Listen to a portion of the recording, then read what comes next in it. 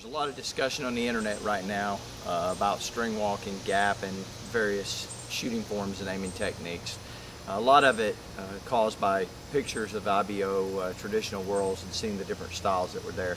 I would say diversity was a strength of this year's traditional whirls. We really tried to go out and recruit guys to come in and shoot different styles of recurves, all non-sighted, but different styles, so that everyone would be exposed to it, because there's just a lot of folks out there that haven't been exposed to other methods of shooting. This video is not trying to sell you on string walking. It's not trying to tell you that it's superior or that gapping is. I use instinctive and hunting situations. I gap sometimes hunting. I gap shooting 3D. I did it IBO whirls, and I'm string walking in the RU and in field. So it's just a way, and the purpose of this video is to show you the technique and how it works so if you want to experiment with it, you can. Most of the people that I hear say, well, string walking is no good because you can't hunt with it. And I follow up with the question, well, have you ever tried it? And I've yet to find a single person that says, yeah, I've tried it, I've shot it. And I mean more than just in the backyard one afternoon. It's really not that complicated. A lot of people think that it's, well, that's just too complicated. I went to traditional archery because I wanted to be simple in my archery. All I did was, and this is my indoor and outdoor bow. I have a qualifier for IBO Worlds up in New York and the RU, so I'm shooting it. I'm going to string walk. And one afternoon I came out and I tuned some arrows. I'm shooting 37 pounds with this bow. These are 26 inches Carbon Tech Cheetah 650s with 70 grain points, 4-inch right wing helical feathers, and about 255 grains. I came out and tuned them with this bow. I am shooting a plunger and an elevated rest with this rig because it's RU. I want to maximize all the equipment I can use in this category. Where I shoot in the recurve, I wouldn't do that, obviously, because you can't. I also shoot self bows, for those who don't know, and with that, I try to maximize that piece of equipment to shoot it the best. I'm not afraid to say that I'm out to try to shoot the best I can with the piece of equipment that I'm shooting in. Well, as long as it's within the rules of that category, I'm about trying to do the best I can, maximize my own personal potential. I can't affect someone else's shooting, I can only affect my own. So what I did was I came out here, and at various distances, I began at 10 yards. I put my point on the X and that target, and I saw where the arrow struck. And I crawled down the string until I found out how far down the string I needed to go, so that when I put my tip of my arrow on the X, that's where it hits. And then I just stepped back and kept crawling down the string. So, and I made out a little card here.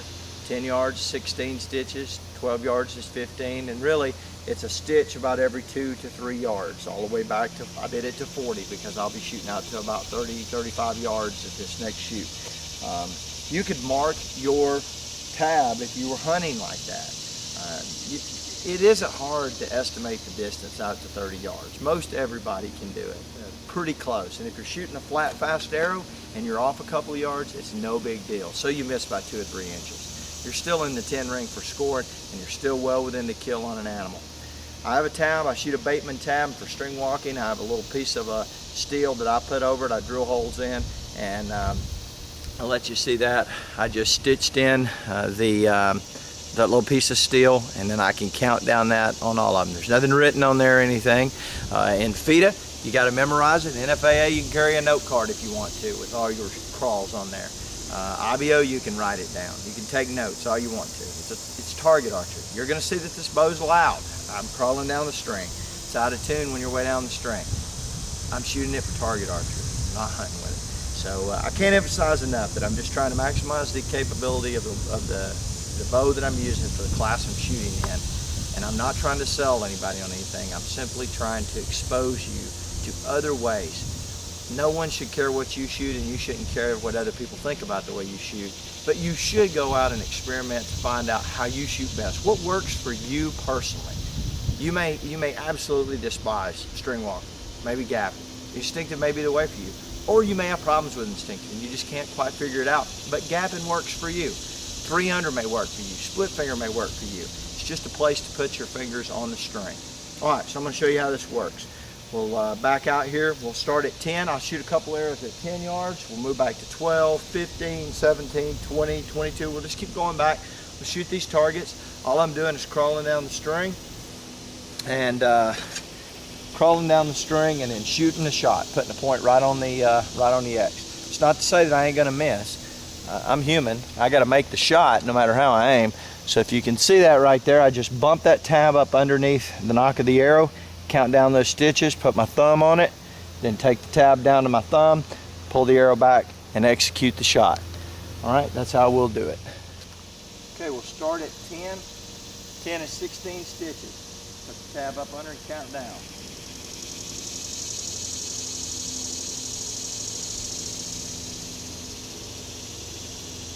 16, mark it with my thumb, pull the tab down, put the point on the X and shoot the shot.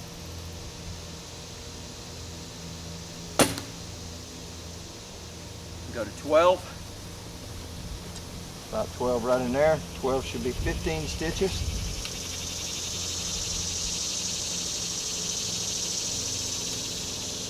Then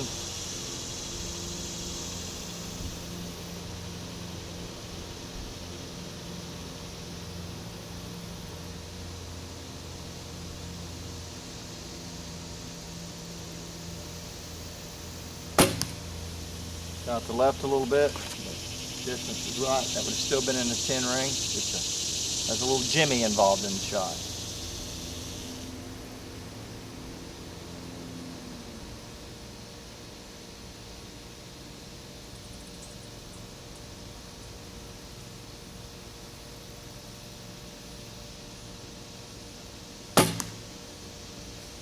Okay, that's before I move the camera. See how things are going here. See, 2 right in the X. The one out to the left is the one that I just didn't shoot that great. So we'll move the camera back now, shoot one at 15, and then we'll go to 17 and then to 20.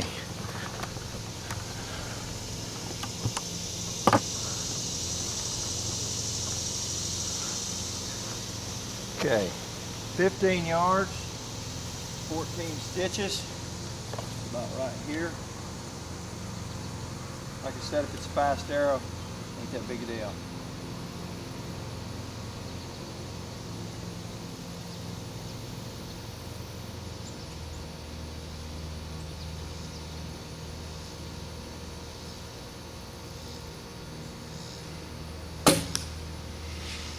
Alright, that's in the white, but not dead center of the X, and at 15 yards it should be. Let's shoot it again.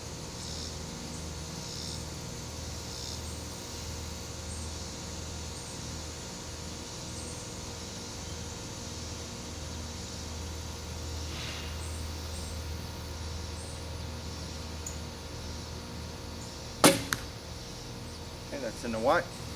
Let's go to about 17. 17 yards is 13 stitches. See, it isn't much.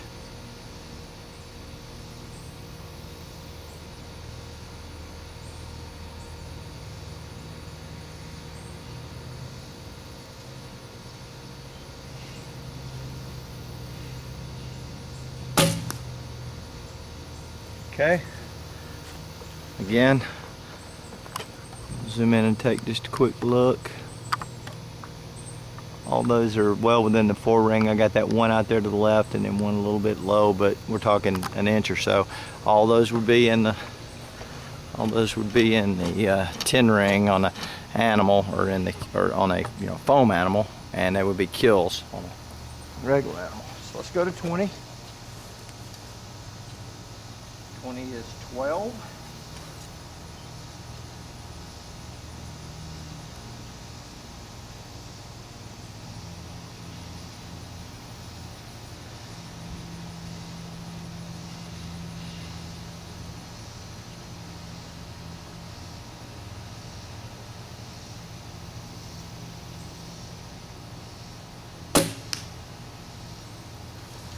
About 22.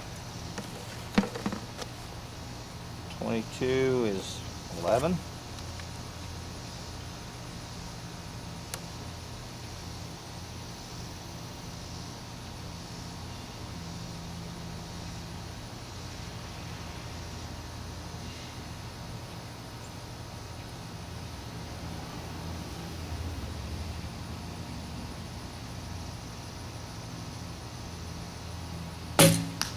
that was Jimmy. That was low. Still would have got you in the 8 on the animal.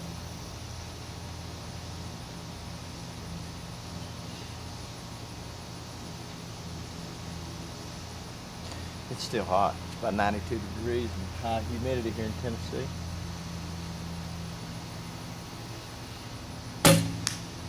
Okay, it's right in there.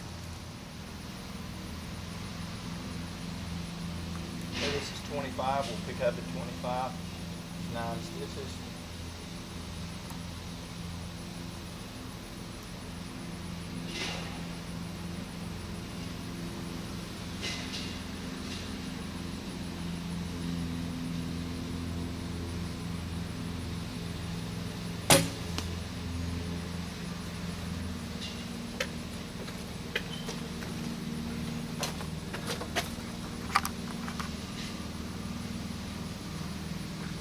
It's right in the X. We'll go to 27 yards. Hopefully I can just make a good shot.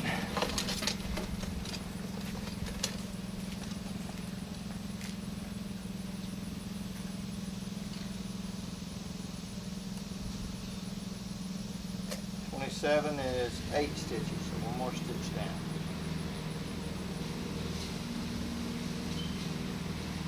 Up, I should say.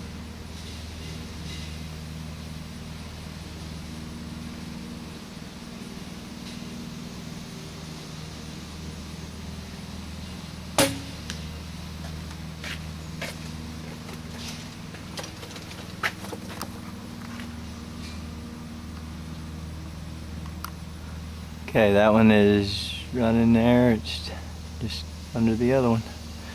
Both in the white, looks like. Just go to 30 yards.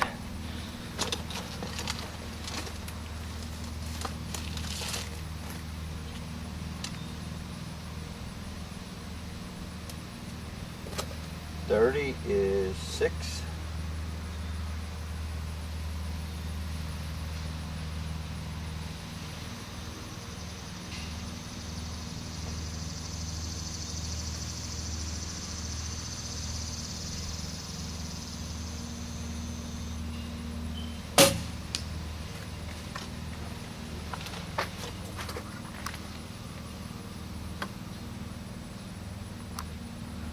Okay, looks like it's right at the bottom of the white in the 5 though, at 30.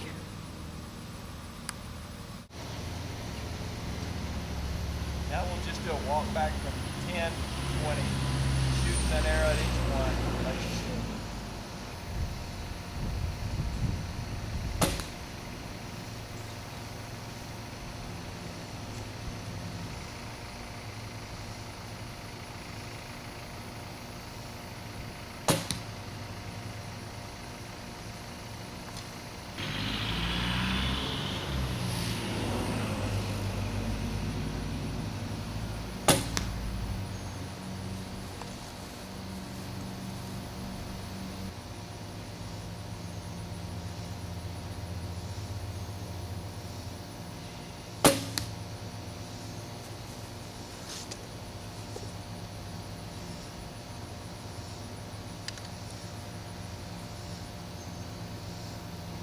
last shot, this one's at 20.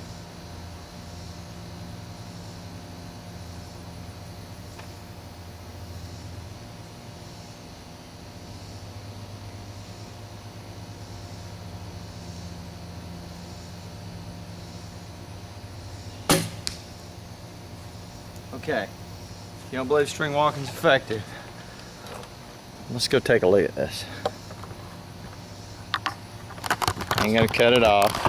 Just keep it running. It's starting at 10, shooting at 10, 12, 15, 17, and 20. Just putting the point on there, crawling down the string, and executing the shot.